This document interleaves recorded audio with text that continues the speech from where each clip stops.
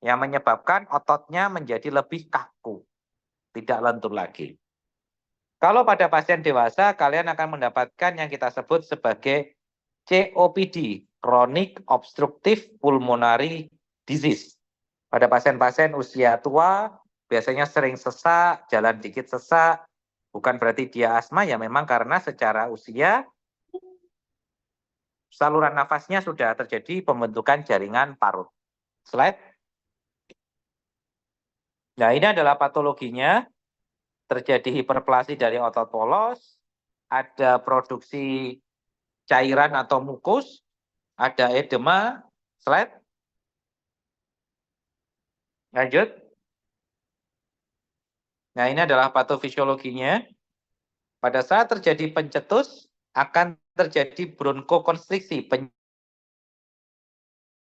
penyempitan dari saluran nafas, disertai adanya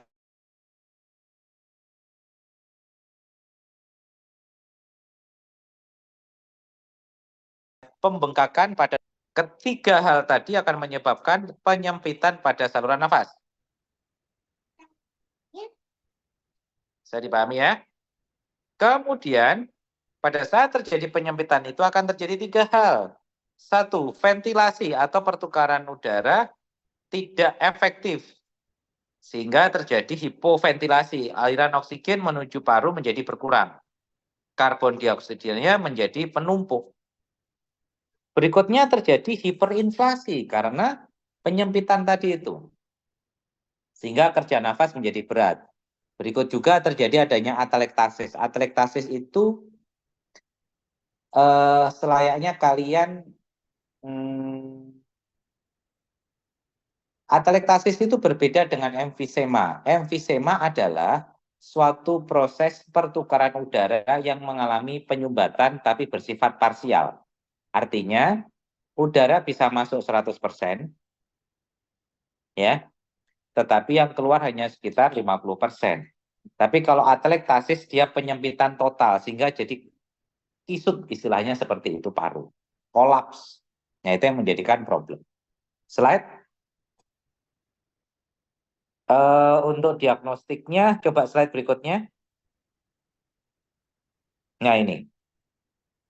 Bila kalian mendapatkan adanya pasien dengan batuk berulang, disertai atau tidak mengi atau wheezing, harus dievaluasi dulu.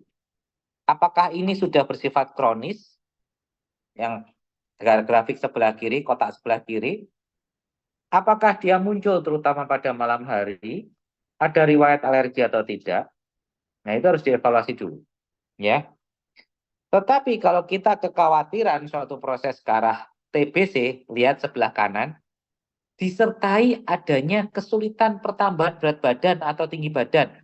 Makanya kita mengatakan gagal tumbuh. Disertai proses infeksi kronis, berarti adanya riwayat demam yang berulang. Makanya pemeriksaan untuk yang kotak sebelah kanan, kita langsung lakukan foto ronsen. Salah satunya nanti adalah kita harus evaluasi ke arah TBC atau tidak, ya. Sedangkan kalau yang sebelah kiri kita curiga dengan asma, di mana ada riwayat atopi atau riwayat keluarga, maka kita evaluasi dengan pemberian nebulisasi atau nebulizer dengan pemberian bronkodilator. Kalau tadi patofisiologinya mengatakan bahwa dia adalah karena bronkokonstriksi, kalau memang benar asma dikasih obat bronkodilator, dia akan berhasil. Maka diagnosanya adalah asma. Jadi gampangannya adalah, kalau kalian mendapatkan pasien di IGD dengan batuk dan sesak, kamu curiga asma, nebul aja dulu. Kalau dengan kamu nebul, dia menjadi lebih baik, berarti diagnosismu betul, berarti pasien asma. Tapi kalau ternyata kamu nebul, tidak ada perbaikan atau bahkan menjadi lebih sesak, berarti pikirkan hal yang lain. Ya. Slide berikutnya. Ya, ini adalah dari PNA 2015 yang kita pakai setelahnya, Dik. Mohon maaf, slide berikutnya. Nah, ini. Slide lagi berikutnya. Kita pakai yang baru, slide lagi. Nah, saya jelaskan dulu yang 2015 untuk anak di bawah usia 5 tahun. Jadi pembagiannya itu ada dua, pada anak di bawah usia 5 tahun atau di atas usia 5 tahun. Kalau pada anak di bawah usia 5 tahun, ambil kotak yang merah, itu adalah kriteria diagnosis untuk asma. 1, adanya batuk, disertai ada suara nafas ngik, disertai kesulitan bernafas, di mana terjadi lebih dari 10 hari. Itu menunjukkan suatu proses kronis. Tadi proses kronis berapa lama? Lebih dari 7 hari. Ya. Jadi harus dievaluasi seperti itu.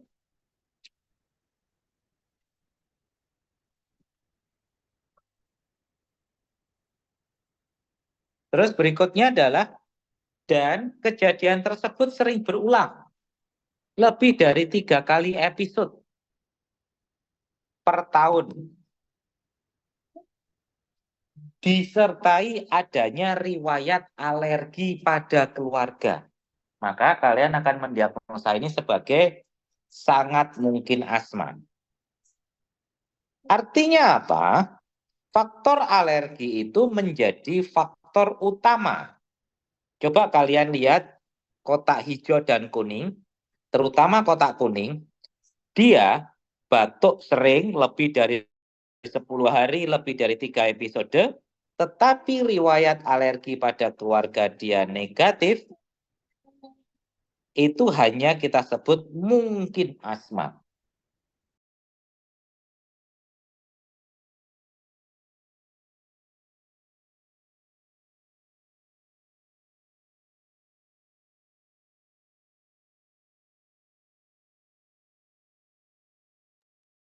Slide berikutnya, Dek.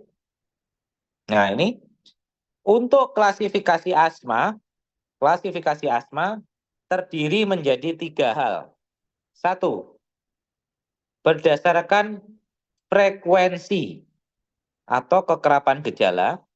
Yang kedua, berdasarkan derajat serangan. Yang ketiga, berdasarkan derajat kendali. Jadi intinya kalau kalian nanti mendiagnosa asma, harus ada 3 kriteria ini. Slide. Ambil slide yang berikutnya. Nah, ini perbedaannya.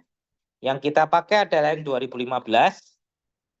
Kalau kita menggunakan Pedoman Nasional Asma Anak yang 2015, berdasarkan frekuensi, ada namanya intermittent, ada persisten ringan, persisten sedang, dan persisten berat. Ya, intermittent, ringan, sedang, dan juga berat. Ya, tolong itu dipahami. Dulu ada episodik ringan, sering, dan persisten. Sekarang persistennya terbagi 3. Slide berikutnya. Nah, ini perbedaannya. Jadi kalian hanya tinggal belajar ada tahun, ada bulan, ada minggu, dan tiap hari. Intermittent berarti hubungannya dengan tahun. Terjadi kurang dari 6 kali dalam rentang waktu 6 tahun. 6 kurang dari 6 kali dalam setahun. Kalau dia bersifat persisten ringan, berarti hitungannya bulan.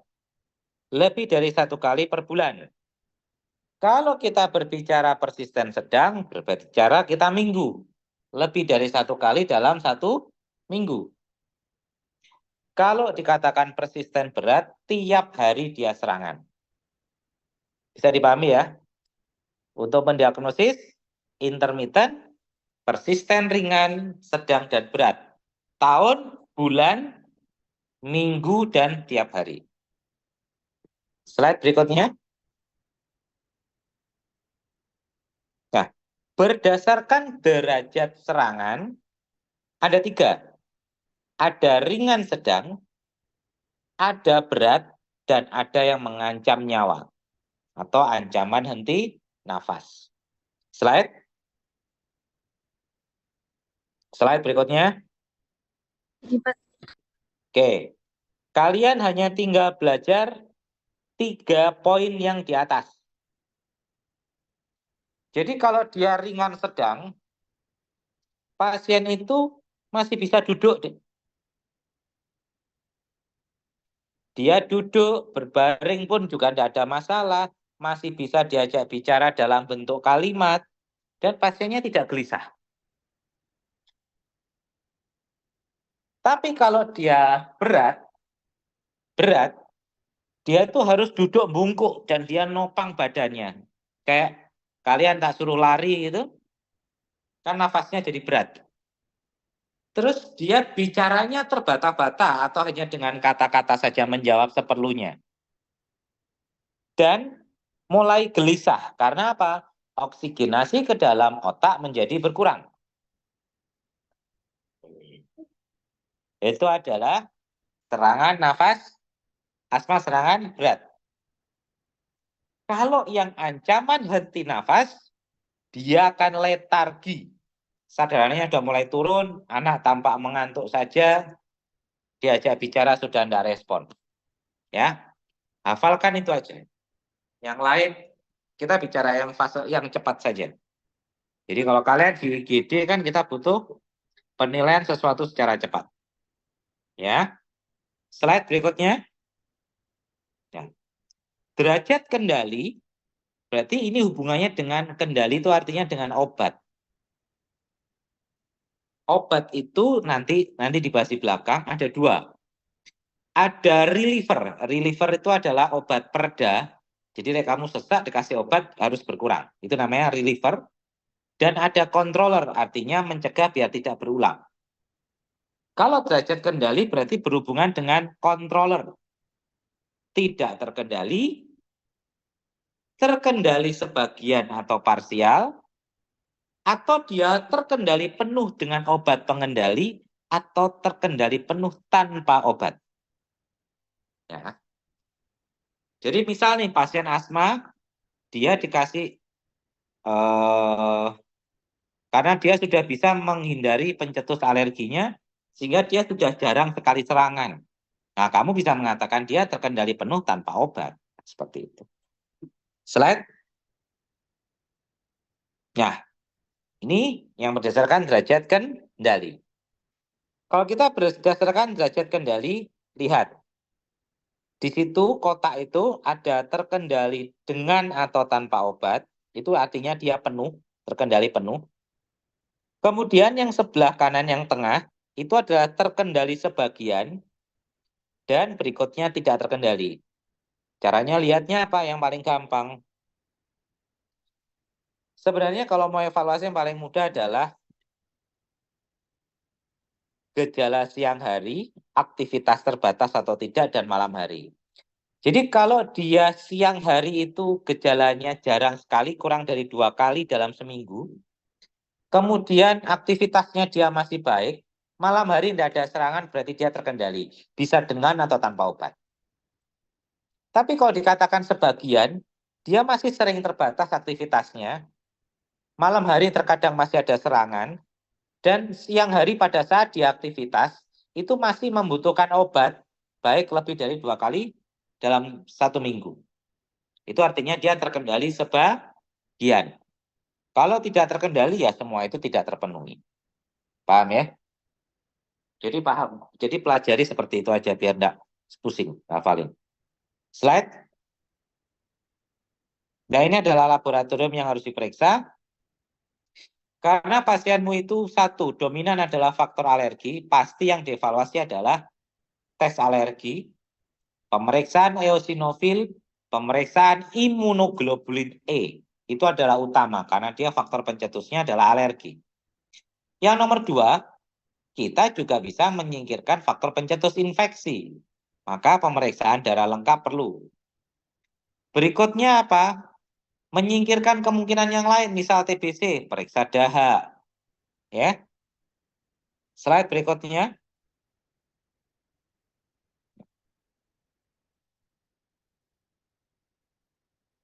Kalau kalian sudah memahami tentang manifestasi klinis atau gejala klinis, jadi untuk mendiagnosa tadi apa saja? Ada batuk kronis berulang, disertai sesak nafas atau nyeri dada, atau dada tertekan. dengan adanya pencetus alergi berulang-ulang dan sering muncul pada malam hari, itu kriteria diagnosis untuk mendiagnosis asma.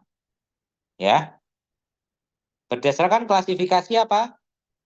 Ada berdasarkan frekuensi, derajat serangan, dan juga kendali. Kalau frekuensi kita lihat ada intermittent, persisten, ringan, sedang, berat.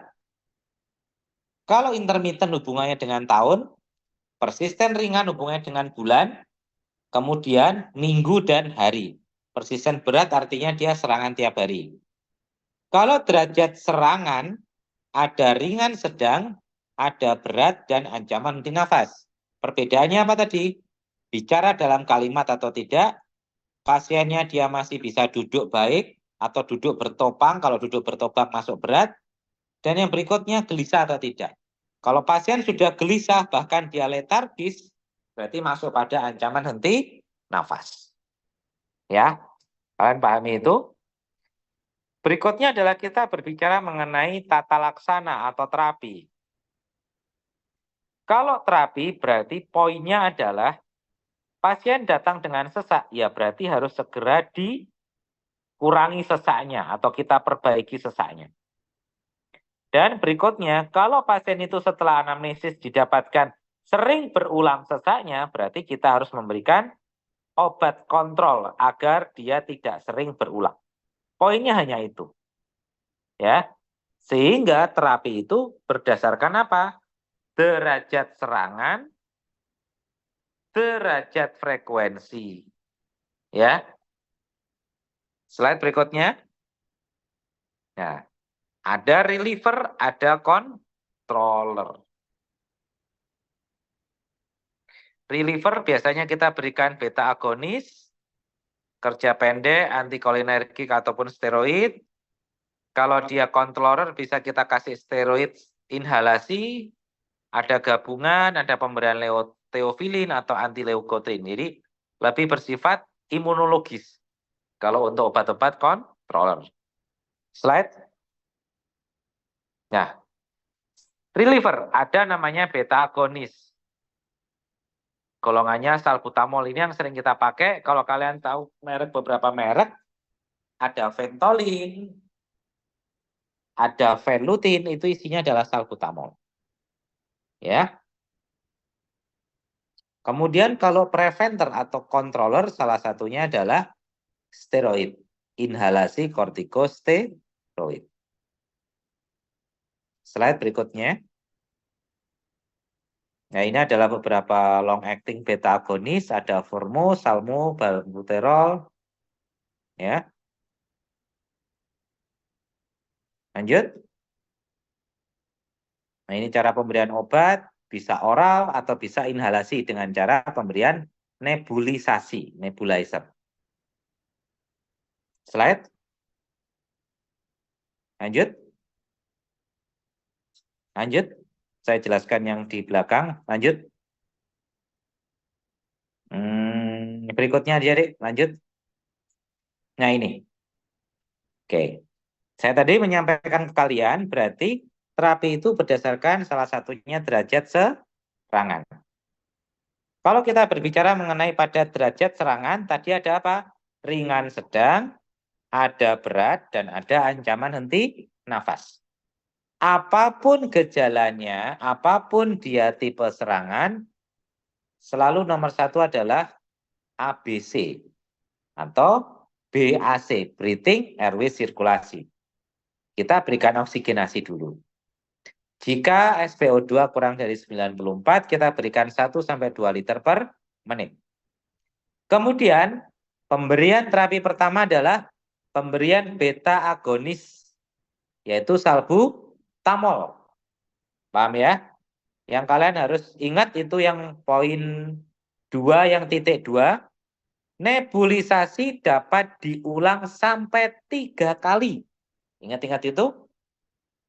Tiap 20 menit dalam 1 jam. Jadi kalau ada pertanyaan, berapa kali kita boleh melakukan nebulizer dengan pemberian salbutamol pada terapi awal? Hanya boleh 3 kali dalam 1 jam. dengan selang waktunya 20 menit. Ya. Pada pemberian nebulisasi yang ketiga, itu obatnya ada kombinasi. Ingat, ada kombinasi dari salbutamol ditambah dengan ipratropium bromid. Itu adalah golongan alfa agonis. Produknya namanya adalah Combifen. Ingat-ingat, Combifen itu adalah produk gabungan. Ya. Selain itu kita juga bisa memberikan steroid secara injeksi juga bisa ataupun pemberian secara oral. Ya. Oke.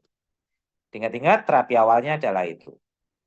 Kalau dengan pemberian terapi awal tidak membaik, apa yang kamu lakukan?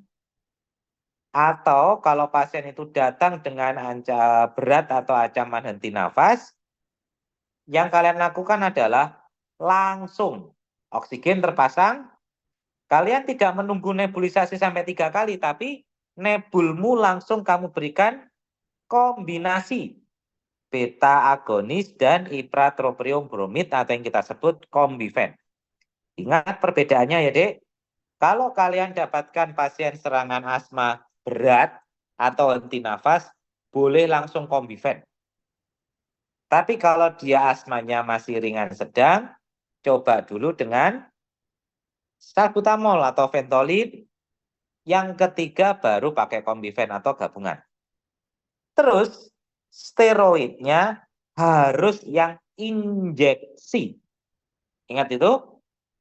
Steroidnya adalah harus injeksi. 1-2 mg per kilo berat badan per hari. Kalau itu dipahami, harus injeksi. Jangan lupa oksigen. Slide. Nah, akhirnya kita penilaian lagi.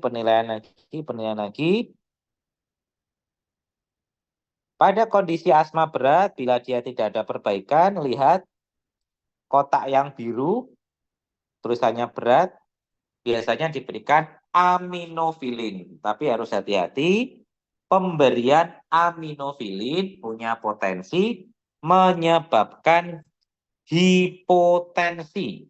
Resiko tekanan darah akan rendah. Ya. Kalau dia sudah aminofilin berarti sudah masuk ke ICU. Harus hati-hati ya. Slide berikutnya. Nah, ini adalah serangan asma berat seperti tadi yang disampaikan. Oksigen 2 liter. Kemudian langsung diberikan Combifen, berikan steroid IV atau pemberian steroid sistemik. Slide. Bila tidak ada perbaikan, boleh kalian berikan aminofilin.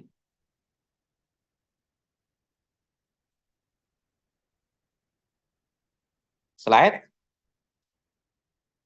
Nah, ini. Kapan pasien itu boleh pulang? Poin yang nomor 2. Jika dalam 24 jam pasien tetap stabil, pasien bisa dipulangkan dengan dibawakan salbutamol oral. Beta agonis kan contohnya salbutamol tadi. Atau bisa diberikan steroid oral dan disuruh kontrol. Ya, itu yang harus saya. Oke. Slide berikutnya. Ini sama saja. Tapi ini gabungan. Kalau kalian belajar lebih enak pakai ini. Di sini kriteria ringan sedang dimunculkan tadi apa? Bicara, lebih senang duduk, tidak gelisah. Berat, bicara dalam kata, duduk, gelisah. Dan henti nafas yang mengantuk. Tapi tata laksananya sama semua. Seperti yang tadi. Ya. Ingat, nebulisasi untuk terapi awal pada pasien ringan sedang maksimal diberikan 3 kali selang 20 menit dalam rentang waktu 1 jam. Jadi harus dalam 1 jam kita sudah harus tahu apakah pasien itu membaik atau tidak. Bisa dipahami ya. Slide berikutnya.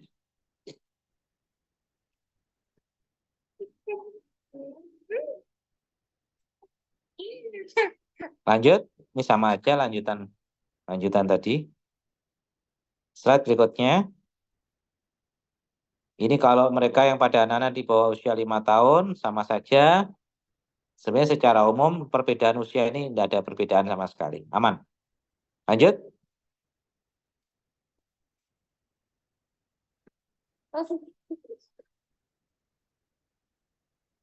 Slide. Sebenarnya udah selesai kayaknya. Slide berikutnya, apa ini slide berikutnya? Oke. Jadi dari sini kalian akan belajar secara definisi, apa itu definisi asma. Yang nomor 2, epidemiologi, artinya berdasarkan genetik dan berdasarkan faktor lingkungan. Faktor lingkungan berarti berhubungan dengan faktor pencetus. Yang ketiga, kalian akan belajar manifestasi klinis, kriteria-kriteria tadi. Klasifikasinya, ada klasifikasi derajat serangan, derajat frekuensi, dan juga derajat kendali. Kemudian akan belajar tata laksana. Kalau belajar yang kotak tadi itu yang usia di atas 5 tahun. Itu lebih mudah, ada ringan sedang, ada berat, dan ada ancaman anti nafas. Ya. Ada yang ditanyakan? Silakan. Dokter izin bertanya. Ya. Jadi tadi kan waktu di awal dijelaskan kalau semisal karena inflamasinya berulang itu bisa terjadi remodeling. Nah, kalau semisal terjadi remodeling itu apakah masih bisa diberikan obat atau bagaimana gitu, dokter? Terima kasih. Dek, kamu pernah, maaf, aku izin nanya. Kamu punya keloid, Dek. Ada, dokter. Emang kamu kasih apa? Nggak dikasih apa-apa, dokter. Terus resikonya apa? Tetap seperti itu, dokter. Dan kulitnya menjadi lebih kaku. Nggih. Nah, ya wis, ya kayak gitu, Dek. Keloid itu bisa dibenahi dengan pemberian steroid injek. Tujuannya untuk mengecilkan dan mengurangi produksi jaringan ikat. Tapi konsekuensinya kalau tidak kamu injek, ya nanti akan tumbuh lagi. Kalau kamu injek, pertumbuhannya berkurang. Kan ada beberapa orang keloid bisa sampai besar kan? Bisa sampai membesar istilahnya. Ya sama seperti ini. Akhirnya konsekuensinya pasien-pasien dengan remodeling, dia akan sangat tergantung dengan obat. Kenapa? Karena ya dia akan menjadi gampang sesak yang biasanya jalan 100 meter aja kuat, tapi karena diameter saluran nafasnya menjadi lebih kecil, dia jalan sedikit dia sudah mulai sesak. Ya seperti itu. Makanya kalau orang dewasa kita ngomongnya COPD. Ada Baik, pertanyaan lain? terima kasih, dokter. G.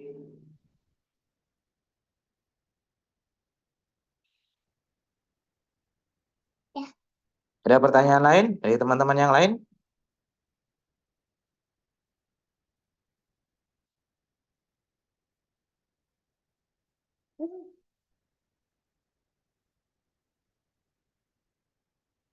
Kalau tidak ada, saya izin. Karena anak-anak juga lagi pada ujian, jadi saya harus nemenin mereka ujian. Kita lanjutkan lagi untuk TBC. Besok, insya Allah saya pulang praktek berarti 6:30, berarti mungkin sekitar jam 7-an setelah kalian sholat isya. Ya, nanti saya kirim slide-nya yang terbaru. Ini barusan disampaikan kurang lebih sekitar seminggu yang lalu oleh Ikatan Dokter Anak Indonesia. Jadi saya ambilkan slide dari situ saja, jadi kalian dapat slide yang paling baru. Oke, mungkin itu saja yang bisa saya sampaikan. Terima kasih, tolong dipelajari baik-baik tentang asma ataupun TB nantinya. Terima kasih. Wassalamualaikum warahmatullahi wabarakatuh. Waalaikumsalam warahmatullahi wabarakatuh. Terima kasih, dokter. Terima kasih, Dek. Dokter.